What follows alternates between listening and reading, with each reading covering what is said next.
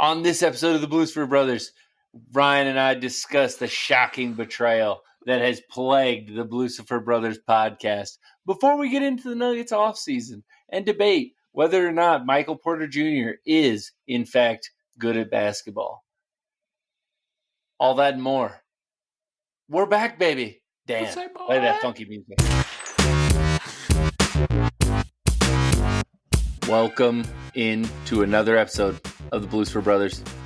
We had to take a long hiatus due to just some life changes. I had a baby, and it was a little. We got the end of the semester. Well, we're sorry we abandoned you a little bit there, but we're back now. It's mostly due to the fact that we've been really focused on this dynasty draft that we've been doing. And we really had to put our whole ass into that the last couple of weeks. And so for people, it's been tricky. Yes, we are going to be transitioning kind of in the model of like a Kai Cenat. I show speed, those kind of guys, to a YouTube model. We're going to be doing kind of a vlog along with this dynasty fantasy football league that producer Dan, genius that he is, he said, guys, let's get this thing together for content. And he knows Ryan and I, we're a content beast. So you throw content in front of a content beast, it's like throwing steak in front of a dog. You know, Ryan and I are going to just go gobble up that content. And so Dan didn't tell us when the draft was and has drafted the team by himself.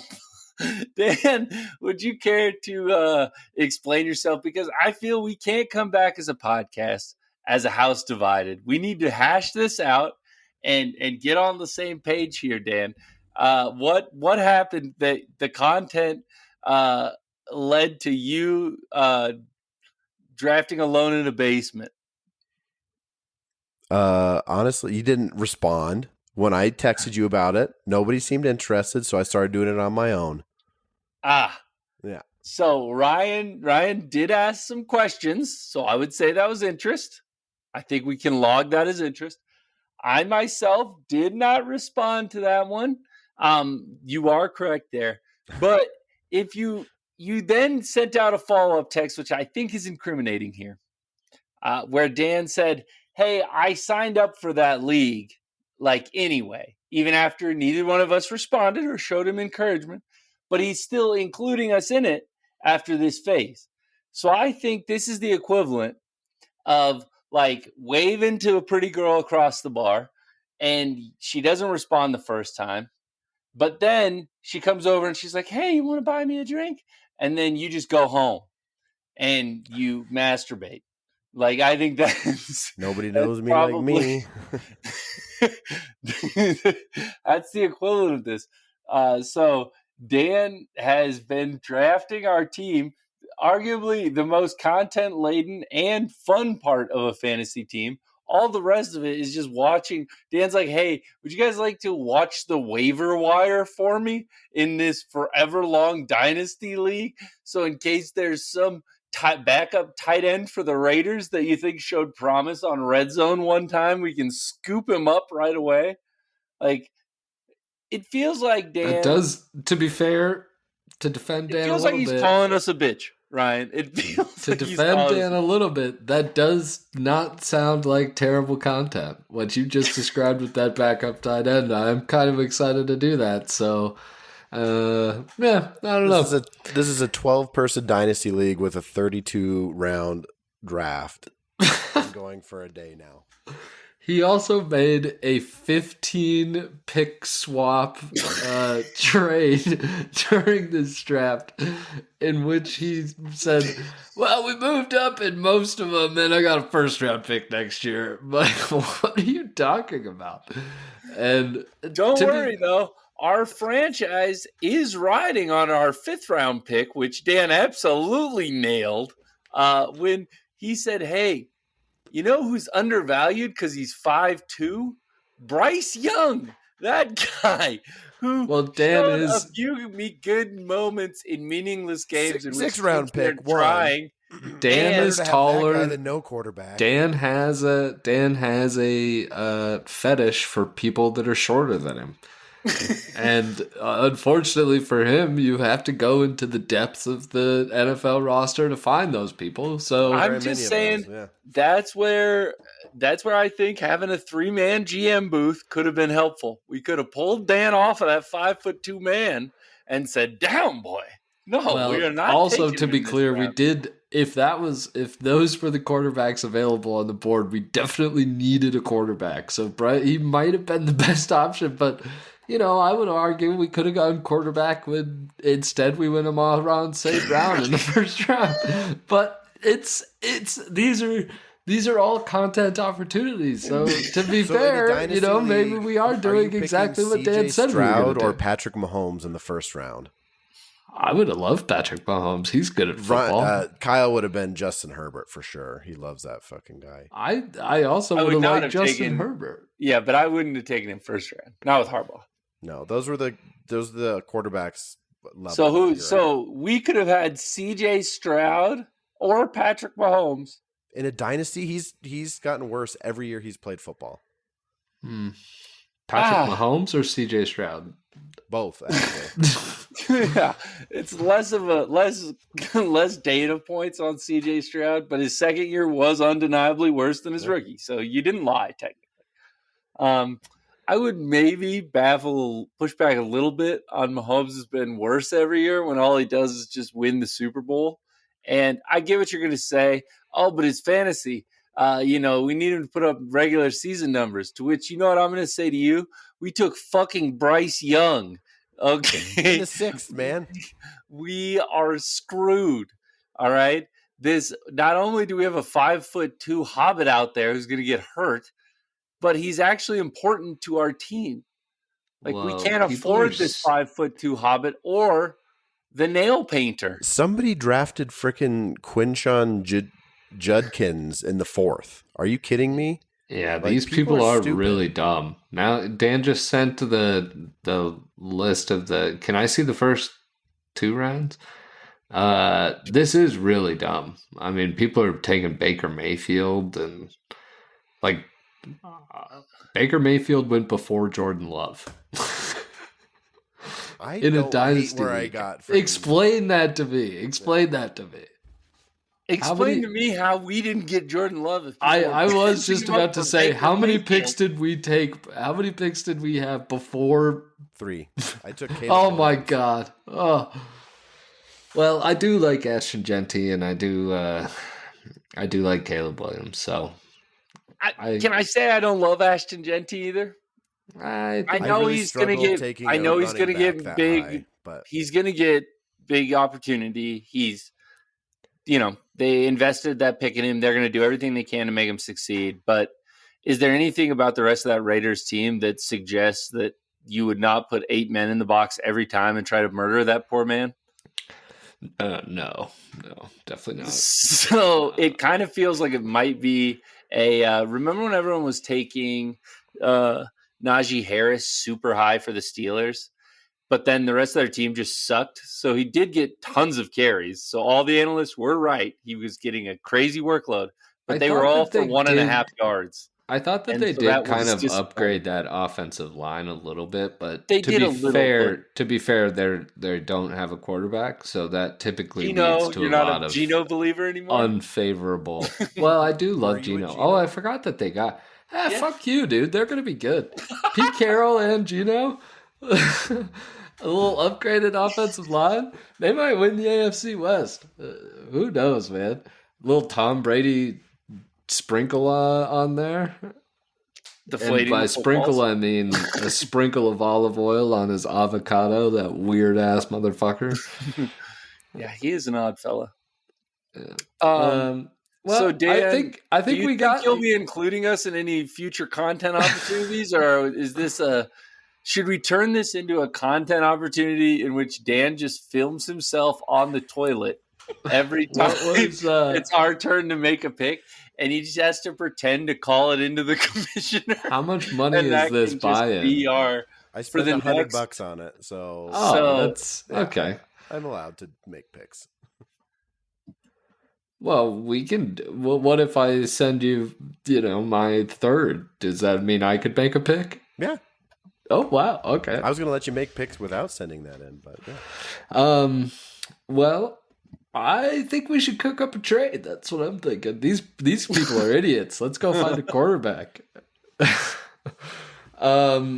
Whatever we do, don't give up Bryce, though. That guy's untouchable.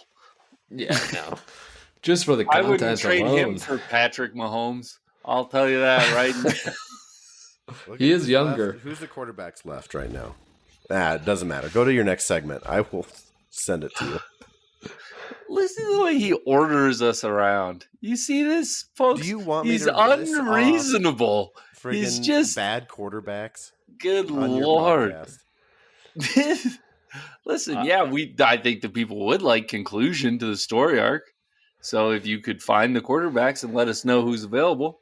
Now, granted, we probably traded away our other 3 rounds in that 17-pound pick deal. So we might be in round 10 now unknowingly. We gained in that. Jackson Dart, Tua Tagovailoa, Sam Darnold, Richardson, Geno Smith, and Stafford. I kind of like Sam Darnold there. We're not taking Geno and handcuffing Genty. I don't. Who's he throwing the ball to? Genty. Bowers.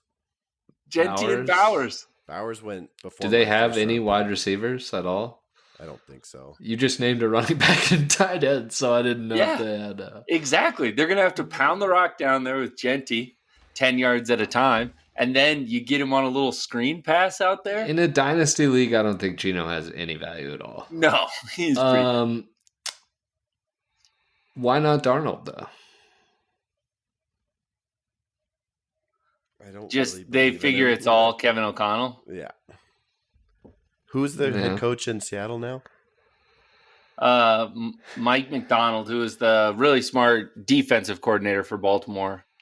Everybody really liked him as a mind. You figure he gets better in year 2. But I don't know, as far as like upgrading a quarterback or something, I don't know what that looks like exactly. Before we move on from football completely, should we talk about the Aaron Rodgers finally doing the only thing that Aaron Rodgers could do and sign with the Pittsburgh Steelers on a 1-year deal? How do you feel if you're a Steelers fan today? I mean, better than I felt yesterday. You didn't have a quarterback yesterday, so it was so clear that this was going to happen, right? Like, it was clear that they knew. I heard somebody, I can't remember what podcast I was listening to, but somebody was reporting, and it was a real reporter. It wasn't like somebody who doesn't know anything, that they,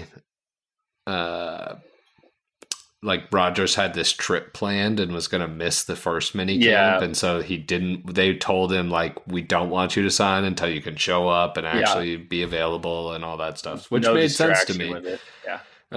So I heard that same, I forget who the guest was. It was on the Bill Simmons podcast, but sure. I forget who the guest was. But I think, so that's likely what happened. I mean, if you're a Steelers fan, like, I don't know. If he doesn't tear his Achilles, it's probably going to be better than the Jets. Like, Mike Tomlin is really smart, and he'll probably get him to.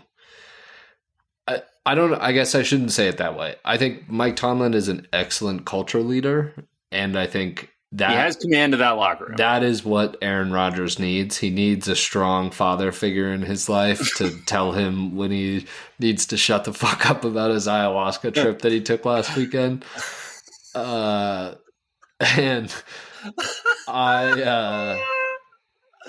there's a CBS sitcom here that's called Stepdaddy Tomlin, and it's just spoiled hippie, like California Aaron Rodgers is just like has all these character flaws, but his like soft mother won't like call him out on him, so he's just kind of nothing super bad, just like annoying to people, right? Yeah. And then Stepdaddy Tomlin comes into mom's life, and all of a sudden it'll just be like, yeah, shut the fuck up, no one cares about that.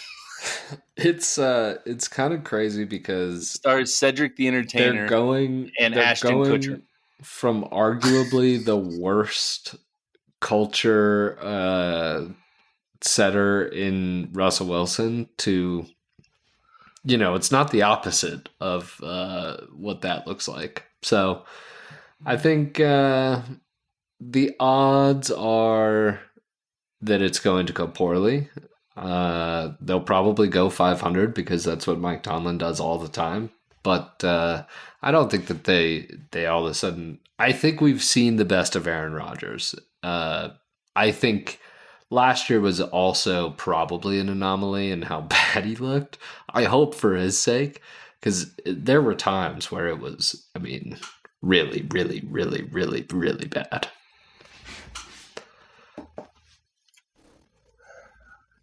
We're not going to move on in this podcast until you acknowledge the Cedric the Entertainer and Ashton Kutcher joke, because to pull that out that quickly, that's perfect CBS casting, and you goddamn know it. All right.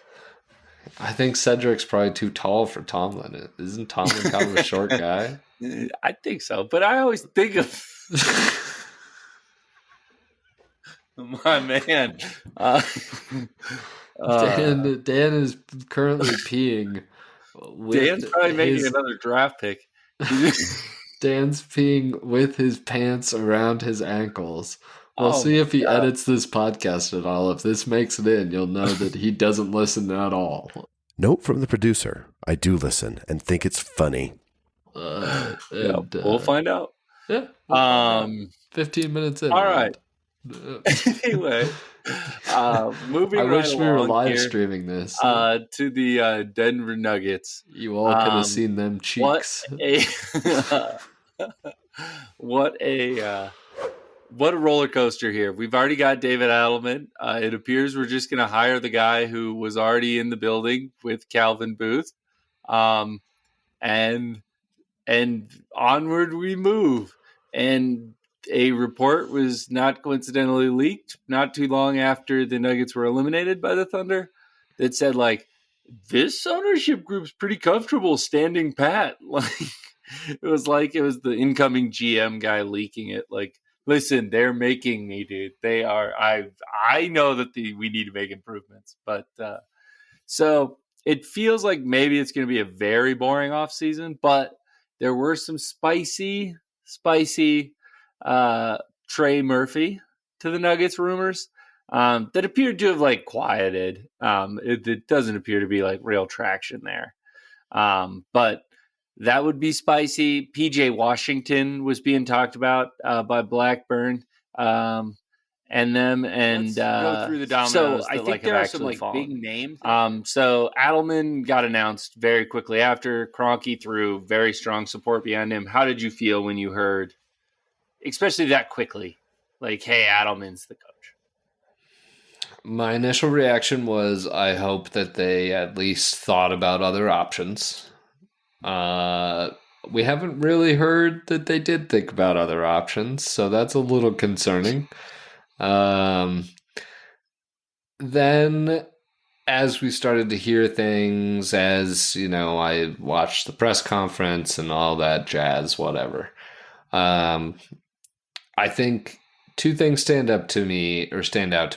One is, I think he is seen as more of an offensive mind, which I think is a good thing. I also think that he has a lot of respect from the locker room, which is probably the number one reason why he got hired and why we probably didn't conduct as big of a search as maybe we would have if there was somebody who didn't. If the entire coaching staff had lost the locker room, I don't think we'd have seen this hire so quickly. So, in general, I'm fine with it. I think, I don't think that Adelman, I think he actually did prove a lot in the playoffs. Those were some high stakes games with high stakes decisions. And I often feel like he was making the right one in terms of, not necessarily in terms of the strategy. I think there's still a lot to learn and a lot for him to sort of put his imprint on. Felt like he was trying to change things, but not too much. And he kind of did a little bit of half measures. I am looking forward to seeing what he can do with the full season. I just feel like he in terms of rotations and when to trust guys and when not to trust guys, like I think he had his finger on the pulse in a way that I don't feel like Malone did. So I feel fine about it. I mean, honestly, like Jokic is he's the ultimate cheat code for any coach, and it should be the ultimate cheat code for any GM. So I'm fine with it. It's a long-winded way of saying that. I think that was kind of the general response of Nuggets. I think I'm more on the just side. Like, I don't think you could be super angry. Like you said, I think I think he certainly did nothing special. Like, as far as being a head coach and making adjustments or doing things. And I think sometimes stayed with zones or with things too long. But I would definitely say there wasn't anything that he did that you were like, that's egregious. Like, that's stupid. And to your point, that can easily happen to experienced coaches in those high stakes moments, much less a guy who's had weeks on the job before starting this. So I don't think you can be angry about it, but I do think, I mean, I don't think that Tom Thibodeau is the answer, but mainly because he would murder Michael Porter Jr. He'd be like, "You're playing 44 again tonight, Mike." Like, he'd be like, "I'm in traction. Get out there." I don't think he'd play Michael, knowing what we know about how he feels about defense. Defensive intensity, yeah. Or what if Michael just played defense? I think we don't want Tibbs for the same reason the Knicks don't want Malone. It's too much of the same thing. Correct. No. Yeah. I was using that as an example of like, wow, you wouldn't have expected that firing, right? Like, oh, you just made the Eastern Conference Finals. You've been pretty successful. Like, oh, wow, this was kind of, and so I think there's not any harm in conducting a little bit more thorough of a search and really see what's available and what's out there and what are some of the philosophies and things of a Budenholzer, of a, like something like that, who has been an offensive genius everywhere besides Phoenix with that team that's killed 3 coaches, all of whom were well respected. I'm really interested to see who we bring in as assistants. Like, I would kill for a Van Gundy on that bench. Somebody I think who Blue's his guy, so I think he's going to stay out there and probably wants to live in LA at this point. Yeah, and that's fine. But I just mean somebody who has a lot of experience and is a defensive wizard. Like, I want that type of person on the bench.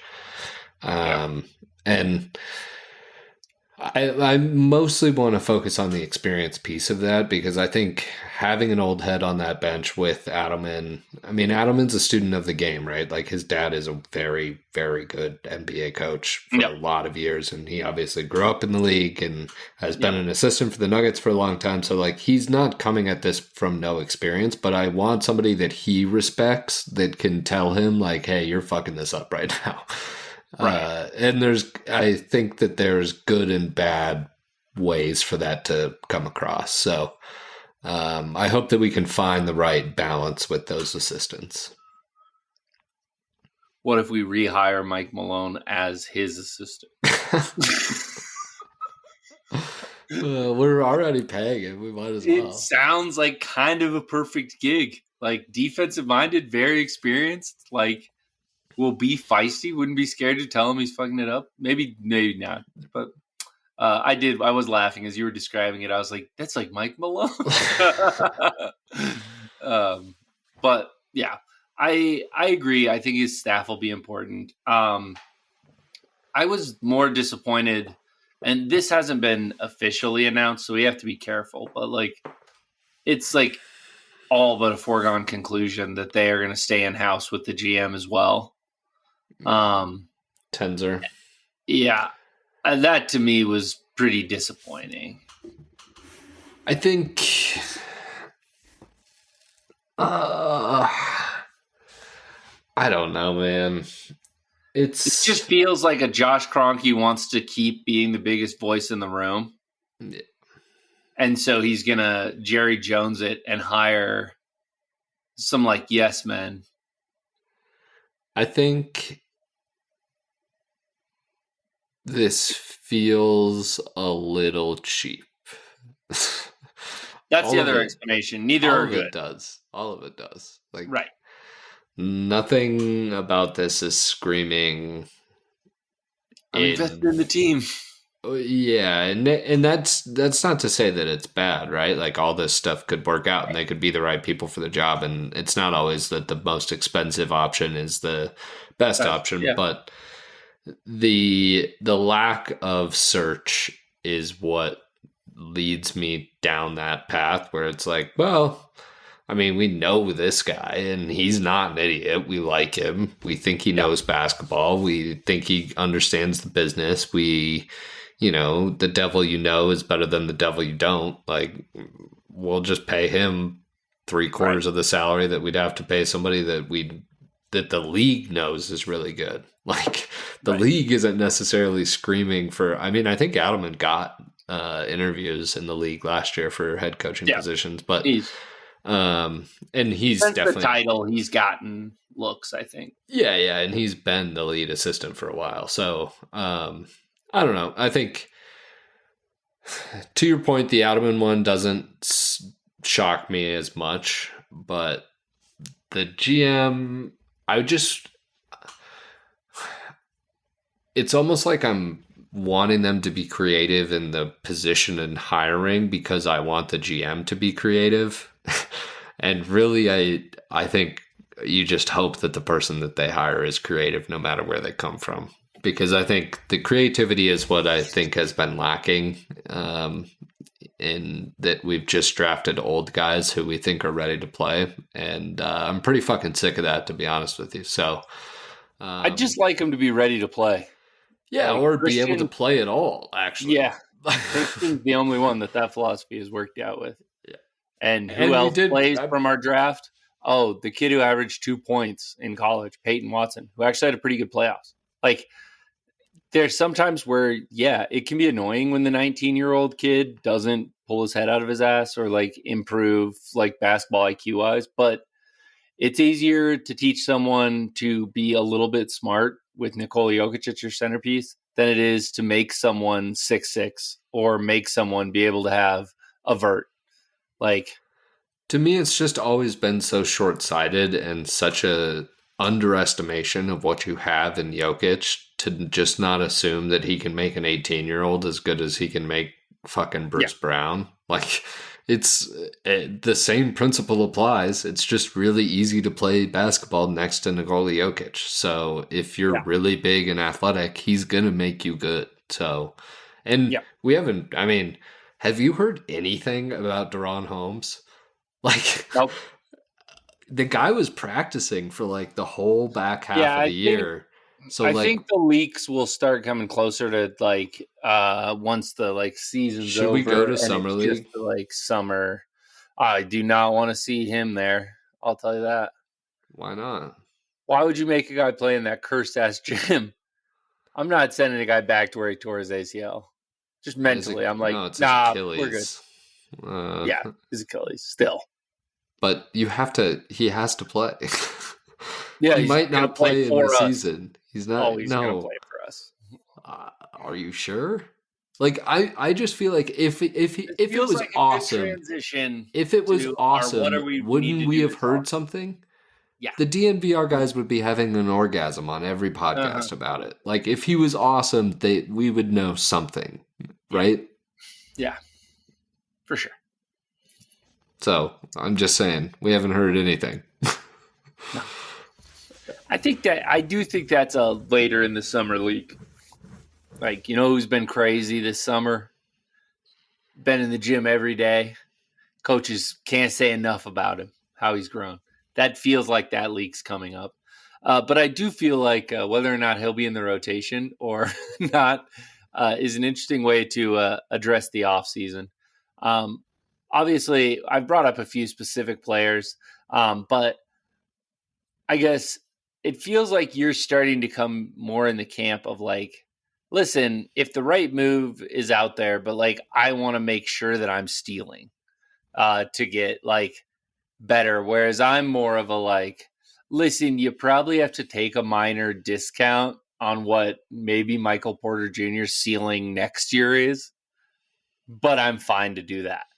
Like to get off of him or Jamal Murray or really anyone but Christian, who's on a great contract, AG, and Jokic. Anyone else on the team, I am fine with parting ways with, and potentially at a minor discount to just get more competent players into town. So I don't fundamentally disagree with you. I think you're coming at it in the right way, right? Like I don't think that anybody outside of those three players that you named is off the table. I think where we disagree is like not that where we disagree, but I want to get multiple players who can play back if I'm trading Jamal Murray. I don't really want to get one star. I want to get a couple of guys who can play. Oh, I see what you're saying. So, and finding those trades is really hard. Like it's very tricky to find those type of deals. And it's not to say that they're out there, but I think in general, the trades, everybody seems to think that it's going to be an active offseason. And I think if you look at our books, it makes a lot of sense to trade somebody like Michael Porter Jr. There are a couple of problems with that. One is, can he pass the physical? Two, then you have like, okay, what are you getting back for him? Are you taking a pick? Like, is it a guy in a pick? Is it two players who you think you can play? Like, that's more where I would be interested in that, where it's one guy who's, a shooter, and then we're getting another point guard or somebody who can play defense. But finding those teams is pretty tricky. So I think for the right deal, I am willing to part with any of them. I think finding them is really difficult. So it's more likely that we're going to be looking at this at the deadline where you just are hoping that Jamal is playing great and somebody wants to do something spicy. Like, I think the best possible deal is to trade Jamal Murray to somebody who sucks and get 3 players back, or Michael Porter Jr. and get 3 players back. I just don't think anything those guys have shown you will warrant that kind of return. Especially Jamal Murray has more of a, you can talk yourself into Jamal Murray, but yes, point guard is just such a deep position in the NBA that it's a little bit devalued compared to if Michael Porter Jr., as you said, does not have a checkered medical history. 1, he's not a Denver Nugget, but 2, he's exactly the prototype that people would overpay for. But he does have that medical history, and he seems to be allergic to defense. I also want to make it clear before we continue down this road. As long as the Nuggets are being honest with themselves in the process, and they just go, you know what? We're going to let this crew go down with the ship.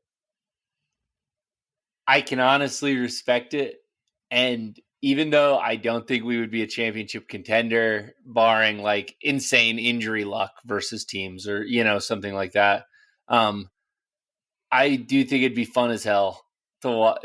There's nothing like watching this team in the playoffs. They just constantly have fun, crazy fucking games. I could see this group just even 2 or 3 years from now, just getting fucking annoyed with a young team that's better than them and just being like, nah, we're going to fuck you up. So let me going home pitch you in the first round. Let me pitch you the scenario where Michael Porter Jr. has 2 healthy shoulders, Aaron Gordon has a healthy hip, and Jamal Murray didn't come into the season 35 pounds overweight and seemingly not giving a shit about basketball. it's very easy to pitch yourself that and see a championship team. To me, it's very difficult to take one or two of those pieces away and then replace them with something that I feel as confident in being a championship level contender. And part of that is obviously the bias of they fucking did it. So like you can't not say that they have championship, potential because they took Oklahoma City to 7 when nobody, including us, thought that they had a chance in that series. Like, I just think it's very hard to build a championship team, and there aren't a lot of moves right now. I mean, there are people that I definitely want and would love to see in a Nuggets uniform, but I think it's more likely and more potentially impactful to find one or two veteran bench guys who are just willing to sign.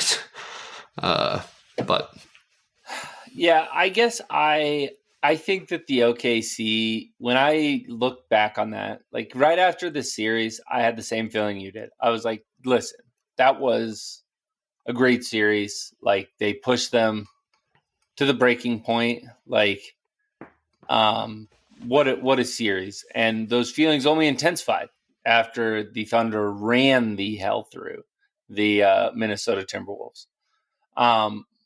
But then I looked back on the series and I'm like, listen, we committed highway goddamn robbery in game 1 to win that.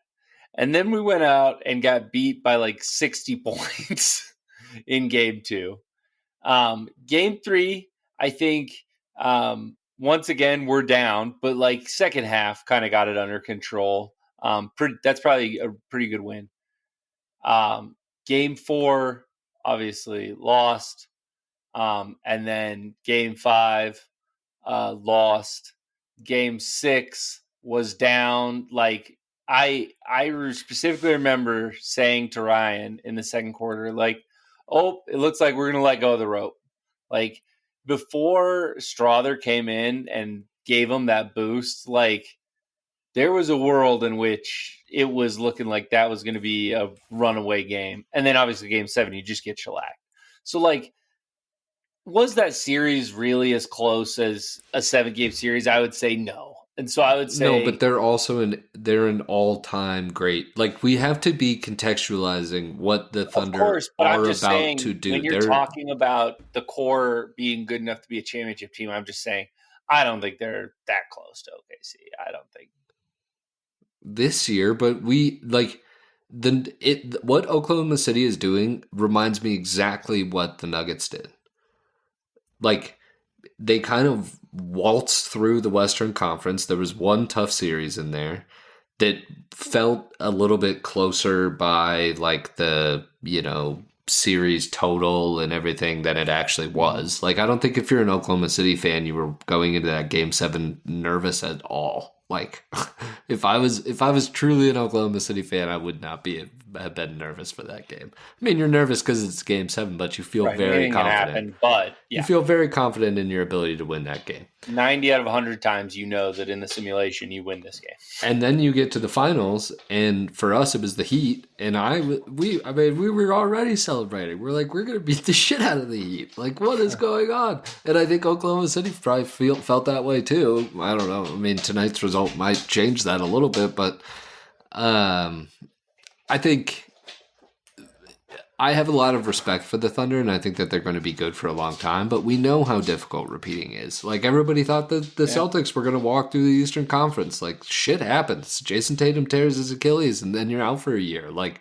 shit happens. So, I think that saying, oh, we can try to rebuild because the Thunder are going to be really good is not the way we should. Well, I'm not saying rebuild. I'm saying reload. Not rebuild, but I'm saying you would have rebuild to rebuild a contender. Rebuild a contender, not actually rebuild a team.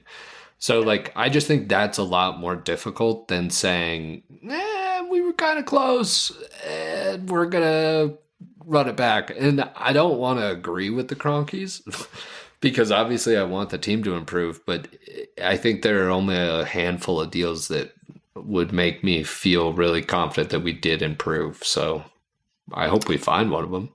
Like I said, cutthroat me says cut bait and really gut to try to get some studs around Jokic and Aaron Gordon and Christian Brown. But the sentimental Nuggets fan of me just says, you know what?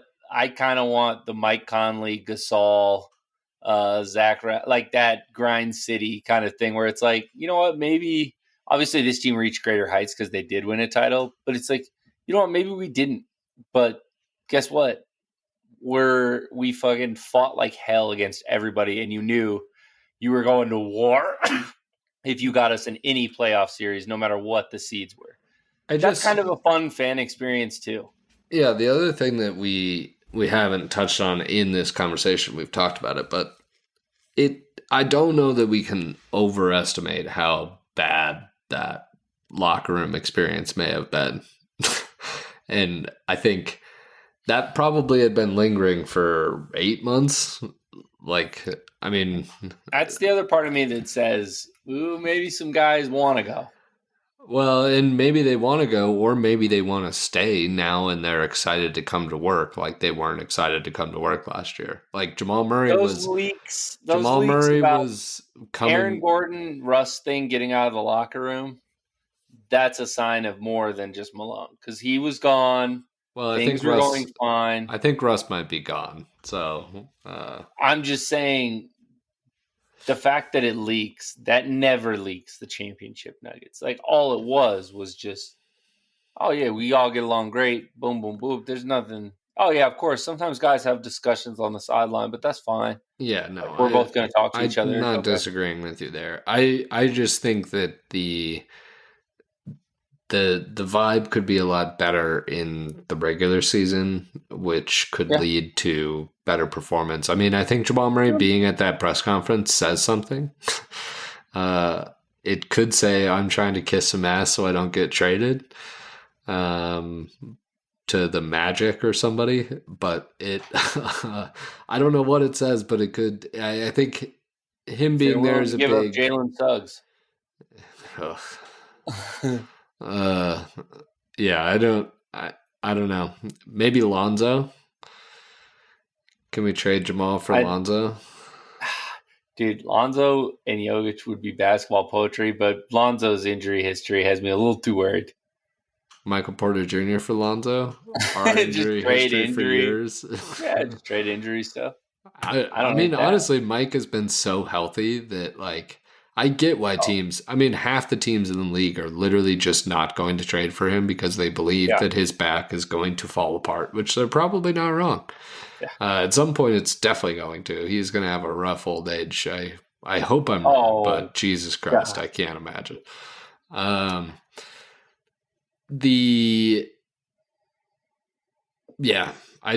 don't know what the market for MPJ is, and I don't think it's good. Yeah. Yeah. He's a 40% 3-point shooter, just to remind everybody, and he's 26 years old, so just throwing it out there. If you're interested, call us. We'll forward it on. Yeah, but I'm also reminding Nuggets fans. The real GM. I'm reminding Nuggets fans who are going to say some stupid shit in order to get rid of Michael Porter Jr., and I just want to remind you that he shoots 40% from 3 and is 6'11". So there were some games in the playoffs this year that it appeared that he was trying to lose. Yeah. I mean, defensively, it's terrible. But he also gets 7 rebounds a game. So. Yeah. They didn't feel particularly impactful. But I suppose the stats are what they are. I mean, I think there were some very pointed comments in that Adam introductory press conference that I think you could have just DM'd Michael Porter Jr. Like, it's not necessarily how we prepare, it's how we execute. It's like Michael knows where he's supposed to be. He's just not doing it. So, yeah, I think if he's still on the team next year, he's going to be under immense pressure to get better. And I don't think Alderman is going to be babying him along in that at all.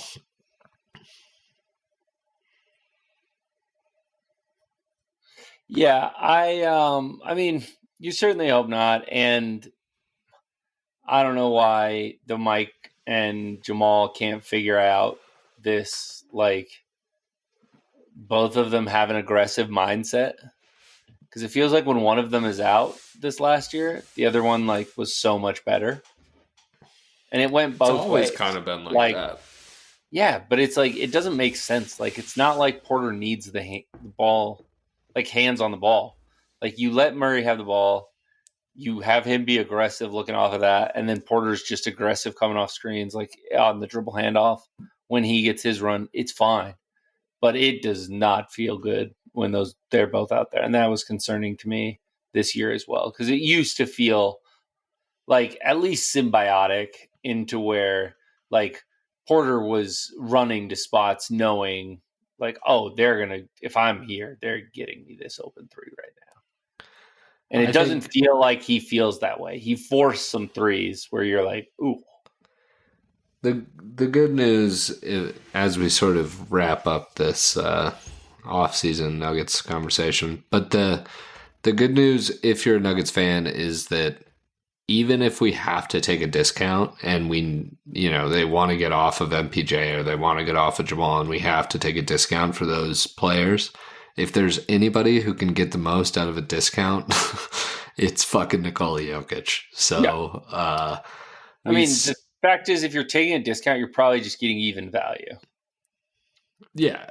And maybe better. Like, you really don't know what these players can look like next to Jamal Murray. I mean, everybody, again, I will just continue to say this on the podcast until people stop bringing it up. But, like, KCP isn't fucking a killer. Like, Bruce Brown has not been unbelievable at every stop that he's went to. Like, these players have not been good. Jeff Green is not getting minutes. Like, he's old now, obviously, but he wasn't getting minutes the year after we let him go.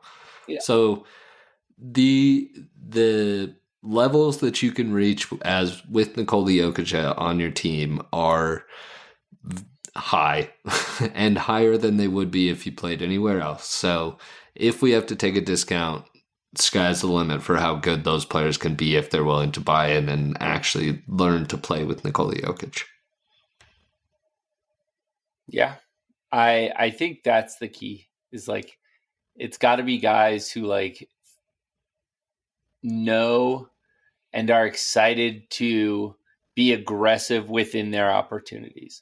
Like, it felt like Bruce and KCP and those guys were like, wait, you're telling me, Jokic, you're going to hand me the ball and just run towards the basket and I just get free 15-footers whenever I want them? Or a dunk. And they're like, yeah, brother, that's every time. Oh, I'm coming off that thing hard. Like, it just didn't feel like we were threatening teams near as much as, like, that championship team. It felt like the role players were like, we're going to be already looking at this aggressively because we know we're going to be able to play 4-on-3. So if I just have a head of steam heading into a 4-on-3, I feel pretty good about what we're going to get out of that. Yeah, by the way, the biggest guy is on Jokic, so he's not going to be at the rim. Like, part of the problem has always been that we don't have. Oh, I just lost my train of thought. There was an good players. There was an Ozempic commercial. We don't have good players besides Jokic. Yeah, that has been an issue. Yeah, I don't know. It's all of this is solvable, right? Like, I was going to say part of the issue is that our role players are incapable of driving in a straight line at the basket and making a layup or a contested layup. So I know his consistency has not been there, and he was too skinny. But you're telling me if Julian Strawther comes back and he's got 10 pounds muscle, that you're not pretty pumped about Julian Strawther? Because I am. I am very, very, very bullish on the season that Julian Strawther could have. Yeah. I think one of the biggest mistakes that people make is giving up on guards early in their career because it's Correct. so hard to play guard in the NBA. Like that transition has got to be the worst. And really, really, really good guards look like shit in their first 3 years. Also, he's played with Reggie Jackson his rookie year and the Russell guy, Westbrook. yeah, Like, two guys who people were not exactly closing out hard on the three-pointer. Like, they were both no. perfectly nice and, like, not the worst I vets or think, anything. I'm not saying that, but I'm saying he doesn't have guys who are threats next to him either to, like, oh, I get to walk into some easy threes. Like, again, when he did against OKC, you saw what happened. Like, reportedly, he's staying in Denver. Like, yeah. I think things, he could have a very big season ahead of him. And if he elevates, then you start really looking at Jamal Murray cross-eyed. Like, what the fuck do we need you for if we could play Julian in this spot? Like, what can we get? Because he's kind of the same, like, oh, I'm a crafty finisher. I mean, that pick and screens, roll with him, if he got to run it for a whole season with him and Jokic, would be filthy. Yeah. And I actually might trust him shooting that three at this point more than Jamal Murray. So, I think he's got the biggest upside in terms of being able to lift the ceiling internal of this Nuggets team. Yeah. I mean, him and Peyton Watson, right? Like, I don't. I would even say you talked about it before the podcast a little bit, but like Deron Holmes, we haven't heard a lot. But like, say he is looking, pretty good out there, then I think that could help you in the rotation with big men. And every time. I mean, our season tickets are right. They're not right behind the bench; they're in the 300s, but they're behind the Nuggets bench. And every time he stands up off the bench and is standing eye to eye with Aaron Gordon, I'm like, oh my god, please fucking be good. Please be good. Please be good. Because if he's good and can play defense at least, like, even if you're a little bit of a threat in the corner to shoot that three and you can play defense, he's going to get so many fucking minutes because if you can play anybody next to Jokic and give Gordon a spell or move Gordon to a guard and then play a big next to Jokic who could maybe protect the rim a little bit better, like, those are things that the mind can't comprehend because we've never seen it. I think we just want Holmes to play backup center. That's what I think an ideal world is. Yeah, there are going to be some teams he can't because, like you said, he's eye to eye with Aaron Gordon. So, Aaron Gordon plays backup center for us in the playoffs now. So, but Aaron Gordon's a specimen. Yeah, but that's what I mean. I guess is really like if AG say in a hypothetical Thunder series, if AG then switches on to SGA or smaller Jalen Williams, and then you've got Jokic just playing like on Dort, and then you can bring Deron Holmes in and play on bigger Jalen Williams or Chet or one of those other guys. Like that's kind of the defensive position that we don't have a ton of depth in. We hypothetically have Peyton Watson, but he's too damn small. So like I just also think that Holmes has offensive upside to do the thing where we're talking about. It's 4-on-3, take advantage. And he has, but we know that's not like we're going to take advantage here. We're going to score. That's not typically the first thing that a rookie gets minutes for. It's going to be defensively. So, well, that's why they get their minutes pulled. But you go out there and they keep giving you a chance because they're like, God damn it, it's this or DeAndre Jordan again. He's 50. We can't keep doing this to him. I liked DJ's minutes, especially DJ's minutes this year were unbelievable, dude. I couldn't believe it. There were some games where you could tell he was tired or he just didn't give a shit because it was the regular season. But it was apparent very early. And so it was like, oh, at least you let him know. Like, hey, I'm not interested tonight. Like I had a couple too many wines and cigars last night. Got to save the voice for the podcast, baby.